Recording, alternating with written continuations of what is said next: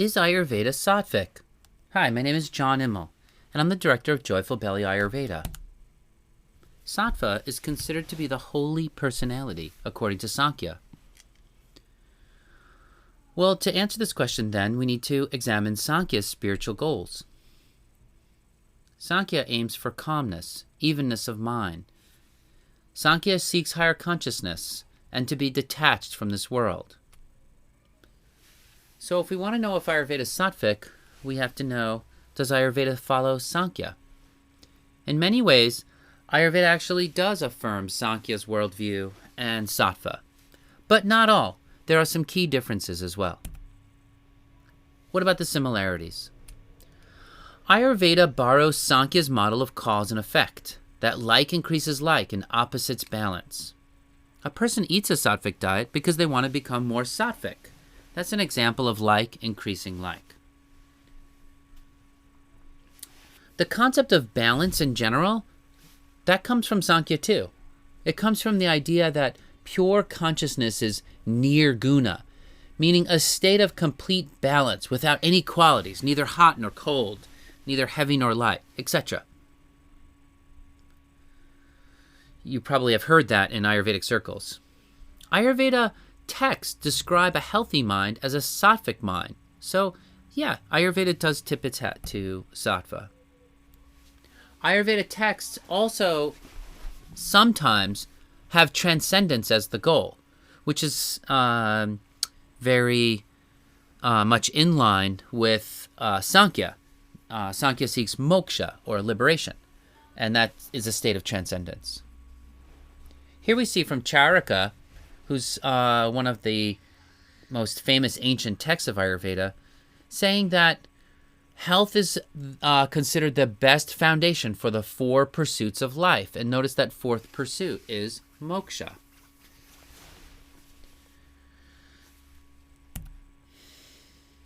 The ancient texts of our... Oh, here's the Charaka Samhita right on the right here. You can see it's this 7-volume series on Ayurveda. It's kind of the fundamental text of Ayurveda. And in that ancient text, it says that Sattva is the best of the 3 gunas. That of Sattva, Rajas, and Tamas are the 3 Mahagunas. Sattva is considered to be the best of them, according to Charaka, and Rajas and secondary, and Tamas is the worst.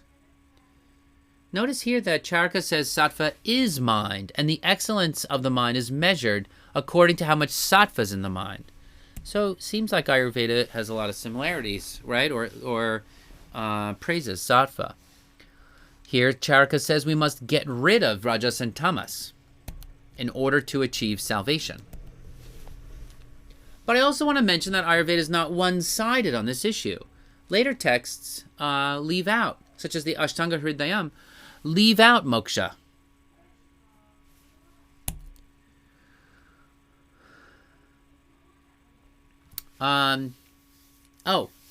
Here's one we forgot. It says, Charaka says that only Rajas and Tamas are pathogenic, that Sattva is a natural state of the mind. Only Rajas and Tamas are disturbed or defective states. So all of these are examples of how Ayurveda shares and promotes Sattva and Sankhya philosophy. Now, what about the differences? Well, Charaka says Sattva is the only natural state of the mind. But what about the passions of Rajas and the physicality of Tamas? Does Ayurveda consider those to be natural too? Well, I think in the area of passions, Ayurveda does say not to suppress natural urges. And Ayurveda also says, differentiates between true hunger and false hunger. And so some desires are acknowledged as healthy and others not. So some passions are healthy and others not. What about physicality of tamas? Well, I think it's very clear that Ayurveda has a huge respect and considers of the body and considers the body natural, right? So it can't just be that sattva is natural if the If the body is tamasic, and it is, then somehow tamas must be natural too. Ayurveda in general is not detached. Generally, Ayurveda takes a body-positive approach. That's because Ayurveda is a natural philosophy. And natural philosophies in general affirm the goodness of nature. A natural philosophy sees life as satisfying instead of ultimately an illusion tainted by suffering. And I think the Sankhya model, is a bit pessimistic about reality. It says reality is an illusion created by the individual's ignorant perspective, and I think that's a little harsh. I don't think Ayurveda takes that point of view. Ayurveda, on the other hand, seems to affirm nature, affirm the goodness of the world, affirm even the individual and the uniqueness of the individual, and also even the ego. I think Ayurveda supports the ego by supporting health. Ayurveda is utilitarian in nature.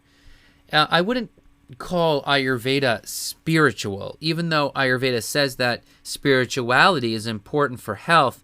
I don't think of Ayurveda is in any way a spiritual system. It is more utilitarian, and it makes definite statements about what is healthy or unhealthy. Yes, Ayurveda is tailored to the person, but it's not but it doesn't say that everything's just an illusion, or that everything is just formless, or everything's just relative to what the individual thinks. It is, it does affirm nature. Here's another thing. Ayurveda recommends consumption of meat in many, many circumstances. Almost every page of the ancient texts include meat recipes. And that's very contrary to the Sattvic diet, which is strictly vegetarian. And this really shows how Ayurveda prioritizes health, in a way that the other Indian systems of philosophy don't. It kind of prioritizes health over ahimsa or nonviolence, etc. So many of my clients, I just want to mention that many of my clients are following a Sattvic lifestyle, and still others are ashamed when they're not following a Sattvic lifestyle. They're ashamed to admit they eat meat, as if they are apologizing for sinfulness by eating meat.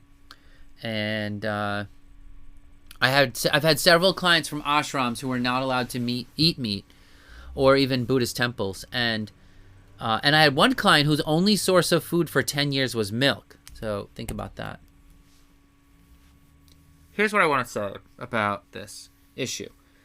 If sattva equals holiness, that puts a lot of pressure on your clients to eat a one-size-fits-all diet. You're basically saying to your clients, that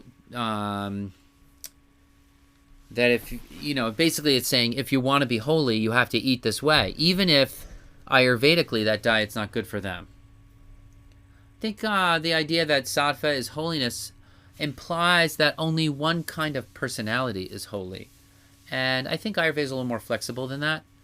Another thing which I'll mention is that this idea of sattva has that rigidity has also can lead to a social hierarchy, right? If there's a kind of person that is praised over another.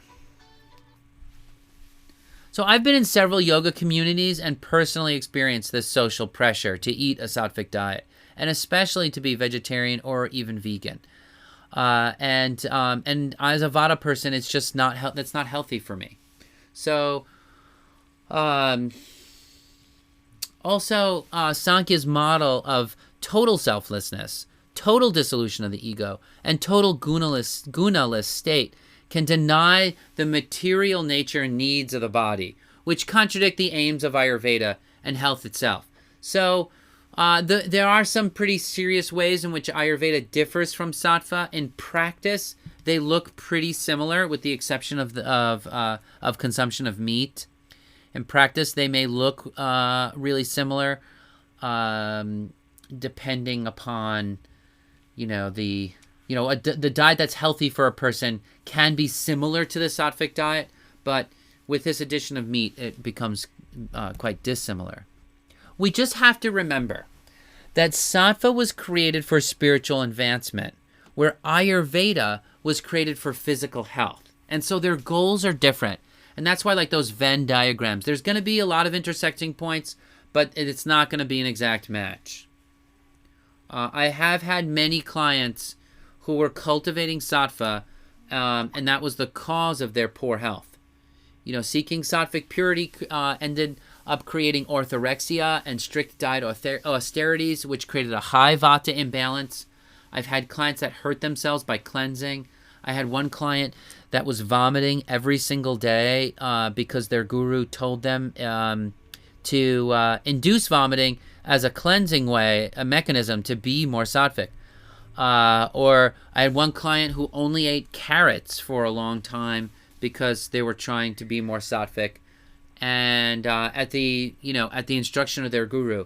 And so those are some ways that we just want to be careful for as you're going out into the world, counseling your clients in Ayurveda, to just look out for these things.